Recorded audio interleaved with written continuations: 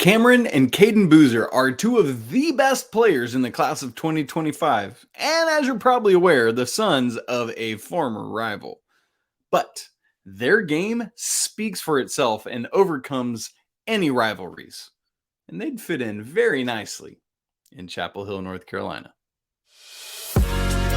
You are Locked On Tar Heels, your daily podcast on the UNC Tar Heels, part of the Locked On Podcast Network, your team every day. Hey there, it's Thursday, May 25th, 2023. Welcome into the Locked On Tar Heels podcast, the only daily North Carolina show out there.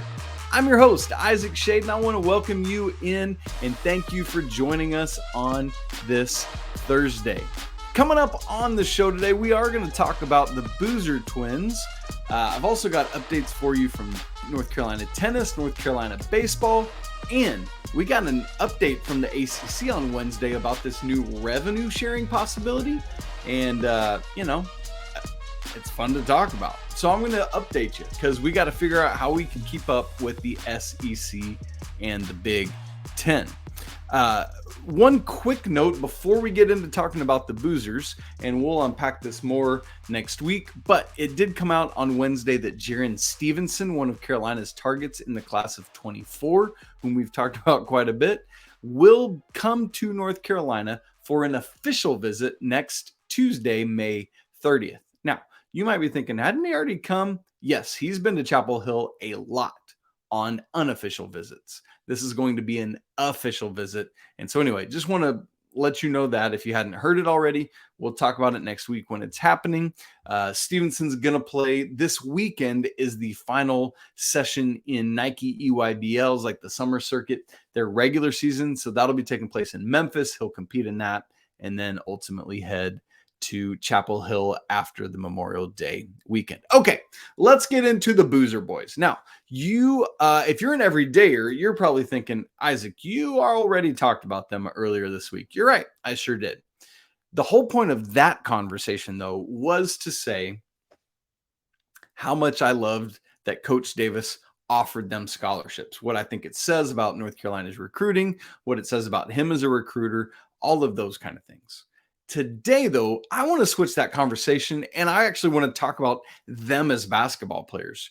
And while it might seem like a foregone conclusion that they're Duke bound, I don't want to acquiesce to that. I don't want to just assume that that's what's going to happen. I want to legitimately pursue this as a possibility until it's not. Why? Because they're phenomenal basketball players, and they would be great to have. So, even in the face of likely Dukedom for them, let's talk about it. We just need to do this due diligence, talk about their games and their potential fit at North Carolina. Now, here's just one thing to keep in mind. I think we often think about this with brothers, especially twins, that they are a package deal. From everything I've read and seen, while the twins would obviously love to do that, and they've played basketball together their entire lives, they're open to the realization that they might not be able to, whether it's a school doesn't have scholarships for them or it's not a fit for both of them. From what they've said, it sounds like they are open to splitting up if it makes sense to do so. So how about one of them comes to North Carolina and the other goes to Duke, and then Carolina gets the better side of that? How ridiculous would that be, right? I would love to see it. Honestly, I'd rather get both of them, but you hopefully are laughing with me. Now, these players, these two Boozer boys, Cameron and Caden, are class of 2025. That means they are rising juniors. As I said earlier in the week, they are Carolina's 5th and 6th scholarship offers in the class of 25. Here's what's weird about these offers so far. There's 6 of them spread amongst 2 positions. There have been 3 offers Coach Davis has made to power forwards, Caleb Wilson, Koa Pete, and now Cam Boozer, and then 3 shooting guards, Isaiah Harwell, Darren Peterson, and now Cayden Boozer. Although here's the thing. As you look at Cayden Boozer and watch him play, to me, he is more of a point guard than a shooting guard in terms of how I would classify him. Now, we're not going to quibble, and there's positionless basketball is so much a thing. especially when we start talking about Cayden Boozer. But it's interesting that it's just broken up into these two groups. Now, even though they're twins, I want to talk about these young men separately because they are very different young men and different basketball players with different builds and bodies and skill sets. This is a lot easier to do than, say, the Thompson twins, Amen and Asur, who are just about to be drafted in the NBA draft. The Boozers are just not that. They're different young men. So let's start with Cameron first because he is the more highly ranked of the two and the one assumed to go higher in the draft. So Cameron is 6'9", 215. Remember, rising junior in high school. Like what? He's a power forward, currently number one in the class of 2025. Basically, anywhere you look, I have not seen him anywhere that he is not ranked first in the class. If you see it, let me know. So far, at least per 247 Sports, there might be more offers out there, but per 247, there are 7 offers he's received: Arkansas, Duke, Florida State, Kentucky, Miami, Michigan, and of course the Tar Heels. That's that list in alphabetical order. Again, there might be some smaller schools on the list or others that 247 just hasn't listed, but those are the 7. And you ask, like, for someone of that caliber, why aren't there more teams listed? Well, some teams just recognize the reality of, like, hey, we're just not going to get that guy, so why even try to recruit him? So there's that. Now, one more time, I'm going to say it.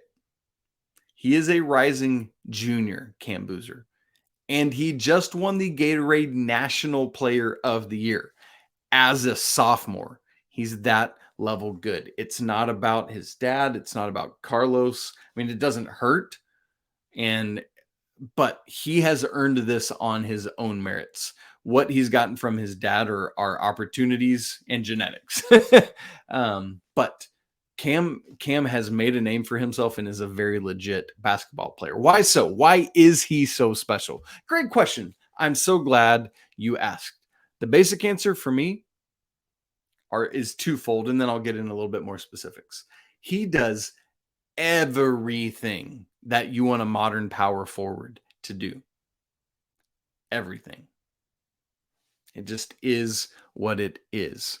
I mean, you're looking for elite point forward skills. Here you go. Cayden Boozer on a platter. Elite point forward capability. His polish, the second thing I said, there were 2. Number 1 is that he can do everything a powered forward needs to do in the modern game. Number 2, his polish on his game, his understanding, his IQ of basketball is the level I would expect to see from someone already in college or maybe even higher. And he is a rising junior in high school. Now that comes from having an NBA dad at home. That comes from, being around NBA guys his whole life, but he's taking advantage of it and making the most of it. So can do, again, everything you need him to do. His high school coach, I read some stories from him, watched some quotes, and one of the things he said is he was asked basically what makes Cam so special. Why is he so good? And Coach Andrew Moran said, part of it is that he's basically positionless. The actual quote, he says, whatever position, like what position does he play? Whatever position helps us at the moment. That's what Cayden Boozer is able to do. He's not some herky-jerky 6'9" baby calf coming out of his mom trying to, like, you know what I mean? Trying to figure out how to work his body. My man is smooth. He is so good. I love watching him play. It's just so nice. He's got a pretty shot out to the three-point line that he's been working on. Even though he's the one that can fill it up, he is a willing, capable, and able passer. He's got good defensive sense for swatting the ball. I love that more so than his game. He is a vocal leader. He is assertive. He's aggressive, not in an inappropriate way, right? Like just in the way you would want a player to get downhill and go and do things like that. I love that even at, midway through high school, his body looks ready to me right now, but he's still got 2 more years to fill it out before he goes to college. His rebounding is elite. I mean, elite. It just is. Like, again, anything you want, you got it. And he's still working on his game. Like, he is driven. He's not a prima donna because my dad was an NBA player and I've got lots of money. No, this young man wants it. And I love that. Some of the early like comps I've seen for him, the one is like, he's basically doing a lot of what Paolo Banchero was doing at the same time in his growth and development. And that worked out pretty well for Mr. Banchero, who went number 1 in last year's NBA draft. So Cayden Boozer, he's a dude. He's somebody you absolutely want. What about his brother? What about Cam? What does he bring to the table? Caden, I've already said he was different. What is it about him? We're going to talk about all of that in just a second. But first, friends, I got to tell you about Bird Dogs that sponsors this episode. It's our brand new sponsor on the network, just about a month old.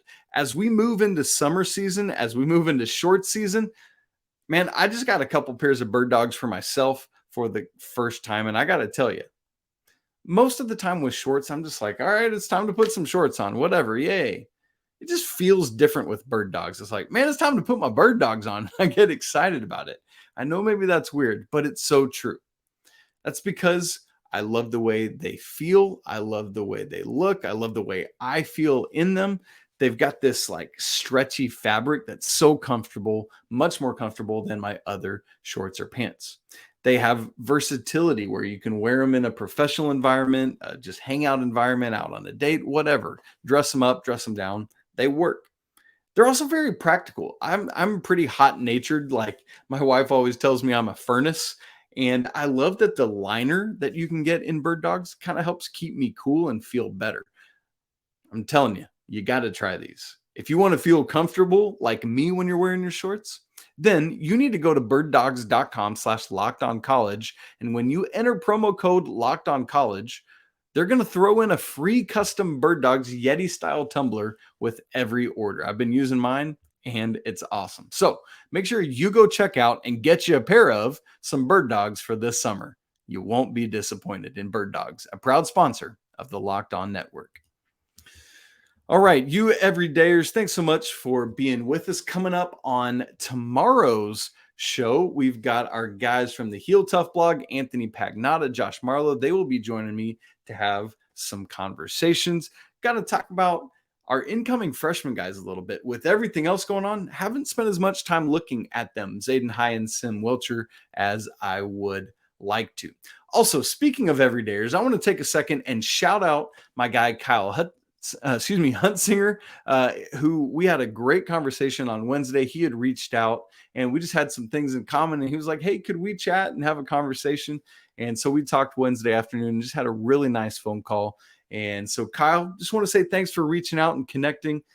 Man, you guys know how the Carolina family is. It is a big family, and we're doing that here on Locked On Tar Heels. And so if you're not already part of that, part of the Locked On community, come and join us. It's a lot of fun, and we're having a great time. So, Kyle Huntsinger, thank you once again for reaching out to me. Now, let's talk about Cayden Boozer.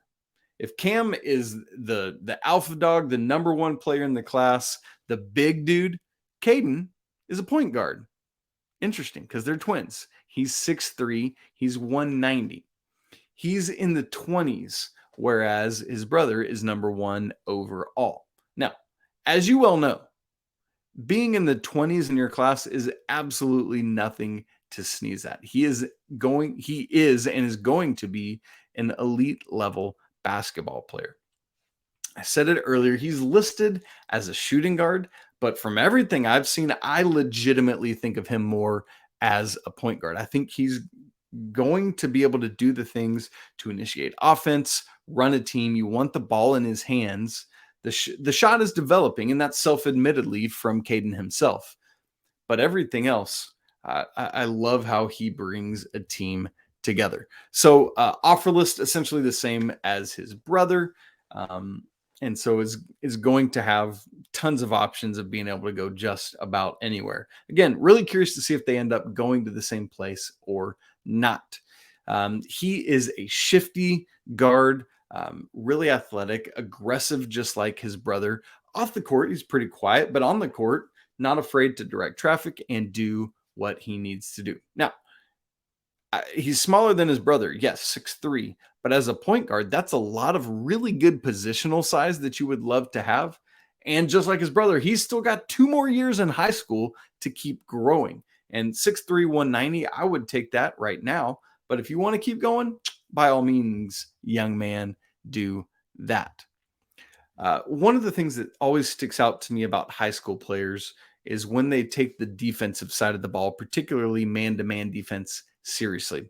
And that's something that can indeed be said for Cayden Boozer, is that he has this defensive intensity that you just don't see all the time in young basketball players.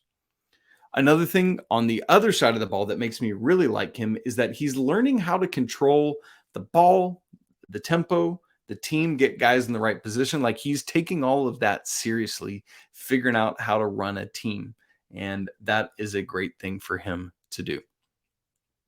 Now, I recently read an interview that he did with On3's Jamie Shaw, and just he's something that Cayden Boozer said just really impressed me. And so I want to read it back to you really short, just a couple sentences. He says, quote, "I'm definitely looking for college." Basically, like, are you going to go to college or are you going to go to G League Ignite? He said, even with G League, I mean, they've been doing great, but I don't need the money. Because, my dad played in the NBA for a long time. I'd rather have my degree and just learn while in college. And in college, there is better exposure and more nationally televised games. So 2 things at the end there that I really want to discuss. We so often talk about and assume that this is just like in and out, let me, rent a space in college for a couple months and then go. Cayden Boozer, and you can only take him at his word, is saying, listen, all due respect, and I don't mean this to sound gloating, but look at all the money my family has because of my dad. I don't need to go to the G League for that. I would rather take the time to go to school and get my degree. Now, whether that's he stays for a year, 2, 3, 4, that's up for debate. But he can at least get started on a degree that he could come back and finish, like so many players have done. And I just appreciate a player that says that. And then secondly, this is an argument I've made a lot about why play in college versus why go to G League Ignite or Overtime Elite. There's just a different level of exposure that you get in college because of how much people care about it, and because of, quite frankly, how little people care about G League Ignite, where you just go into obscurity for a couple months and hopefully, come back from that and then get drafted. So I love that he's like, no, college is where you get noticed. And I think that's a big deal. Now, obviously, there's a couple things that he needs to work on, is why he's not ranked quite as highly as his brother, and even his brother, Cam. There's stuff he can be working on. But the 2 things in particular for me with Caden are working on his shot. We already talked about that. And then working on tightening up his handle, his dribbling skills, just a little bit more. He's got solid capability there. I would like it to be another level or 2 higher. So we'll keep our eyes on him, on Cayden Boozer, as well as Cam, and how things progress. Will North Carolina actually have a shot with them? I think you got to go for it until you don't. I think they would fit in well. They're obviously young men with great pedigree and background, and understand the game and respect the game in a big way. And it seems like they would fit academically at North Carolina as well. So I love to keep pursuing that opportunity. Now, before we move on, a couple updates from Carolina athletics. As you know, the tennis teams have finished up their team seasons, but the single and doubles NCAA championships are ongoing. If you've been with us, you know that the men's singles players are already out, and the women were down to Fiona Crawley, number 1 overall seed. And unfortunately, she lost on Wednesday in the Sweet 16. She lost 1-6, 6-1. Nice comeback in the second set, and then just didn't have it in the third and dropped to 3-6. Dropped that set 3-6. So that means, unfortunately, all the singles players for both Carolina men and women are eliminated.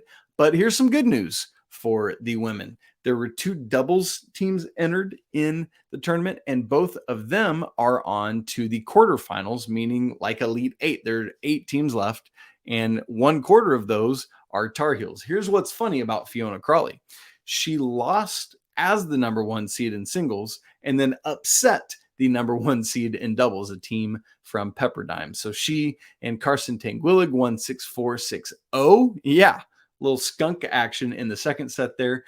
Excuse me. And then the other Carolina women's doubles team entered. Reese Brantmeyer and Elizabeth Scotty took care of work against an Arizona State duo. They won 6-0, kind of flip-flopped, and 7-5. So a skunk and then on. So both these teams advanced to the Elite 8 on Thursday, looking to advance to the Final Four. Would love to see that. And unfortunately, on the men's side, both doubles teams there lost. So these 2 women's doubles teams are the last ones left. On to baseball. Virginia and Georgia Tech are the other 2 teams in Carolina's little pod.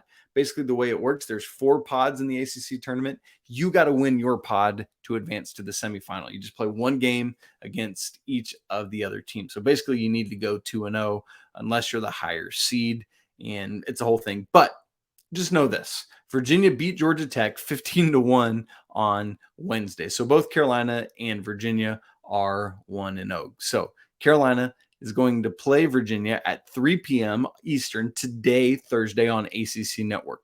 Basically, here's your scenario.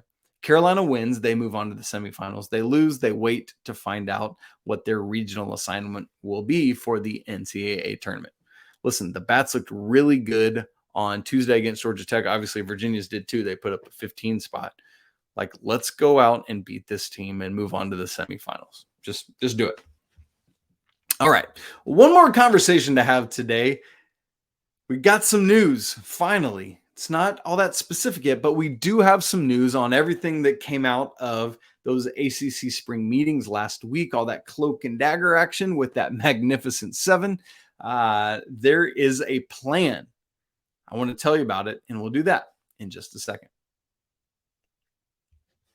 All right, on Wednesday, the ACC announced in a press release that the board of directors for the conference has now officially endorsed a new, quote, revenue distribution model that will reward success based on postseason performance. So that was announced on Wednesday. Now, this doesn't kick into gear immediately in the next academic year. So it does not start in 2023-24, but it will start in the 2024-25 season. So you got a year to kind of get things figured out, what this looks like, and then start it up as we go. So I want to talk about it, but let me answer 2 big questions first, because these are the 2 big questions that we're all going to think.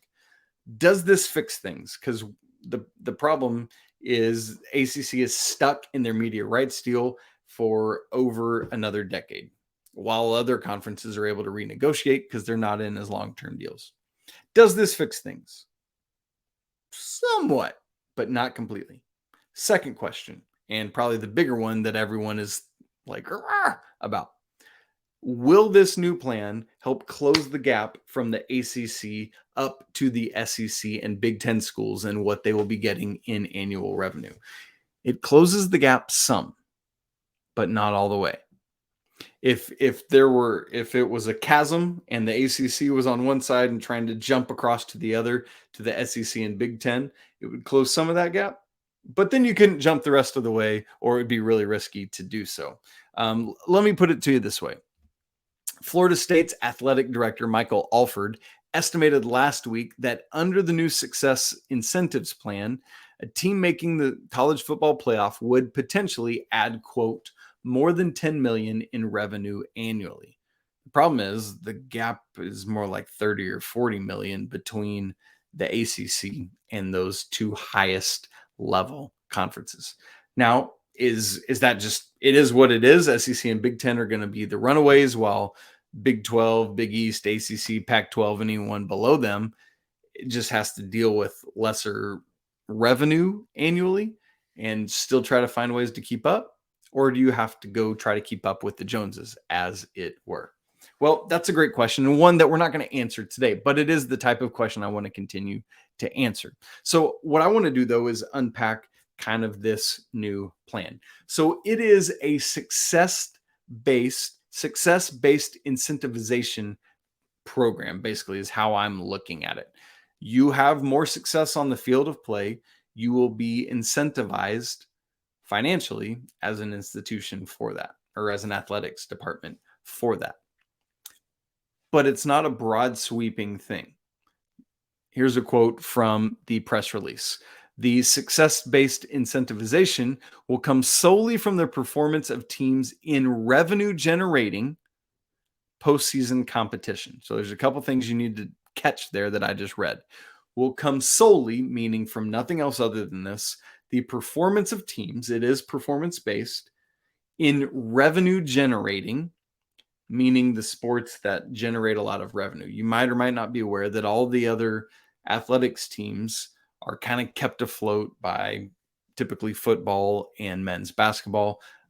Different schools, some other sports will chip in a little bit based on revenue and seats. You know, for some schools, something like women's basketball or softball or whatever might do a little bit, but you're probably aware that it's football and men's basketball are the two big daddies in terms of revenue generating. And then the last phrase will come solely from the performance of teams in revenue generating postseason competition. So in those specific revenue generating sports, the amount of success-based revenue incentivization will come from postseason success specifically. And then beyond that, as I said, that's the scope of it. Another quote from the release says, all other revenues will continue to be equally shared as currently outlined, meaning outside of those revenue generating sports, everything else is going to stay the same. So let's read between the lines a little bit here. What are we talking about? Because they didn't get very specific. Success incentives are going to come from the college football playoff and from the NCAA men's basketball tournament. Those are the two most money bringing in events that college athletics has. What will that look like specifically? Great question. Well, we don't know yet. Here's what the release said. Quote, specifics of the plan are in progress and will be solidified in the coming months. So one thing that I think of, for example, is currently in the NCAA tournament. You might or might not be aware of this. When you make the NCAA tournament, you earn what's called a unit for your conference. And that money is distributed then over the course of several years to all the member institutions of your school. Each step further you get is one more unit. And so the further you get into the NCAA tournament, the more units you get, the more money for your conference. I'm wondering if it is going to be unit-based like that for the ACC's revenue structure for the NCAA tournament. That's a possibility. So it stands to reason that it would be like that. What about on the football side of things? Is it just like if you make a bowl, any bowl at all, you get extra revenue incentive? Is it you make any bowl, but you have to win? Is it just the college football playoff? Is it just the New Year's Six? Is it, you have to win one of those, or is it just getting there is good enough? All that is yet to be determined. We're gonna have to wait and see. But here's something that I've been waiting to say. Do you remember when I said this is going to change? Academic year 2024-25. You know what else happens that year?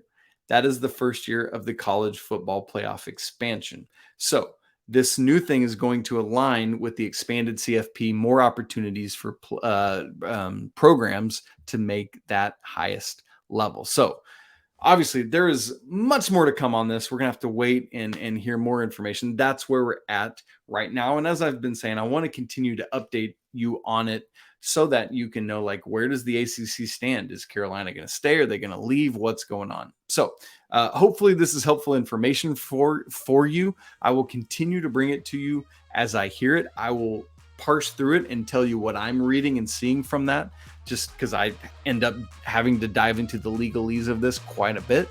And so just thought you might find it interesting as well. Friends, that's it for today's episode of the show. We got one more show this week, Friday. Come on and join us. If you're an everydayer, we know you'll already be there. If you're not, come be an everydayer. We'd love to have you. Leave a review if you would be so kind on Apple Podcasts, 5 stars. Just leave a little note about why you love the show, why you love being part of this community. You can follow the show on Twitter, Locked On Heels. You can follow me at Isaac Shade. If you want to have a more in-depth conversation, please feel free to email the show, lockedontarheels@gmail.com. Also, don't forget to subscribe, smash the like button, and again, leave some comments on your thoughts. Really appreciate you hanging out with me on a Thursday. We'll be back again tomorrow, Friday. Want to remind you that it's always a great day to be a Tar Heel.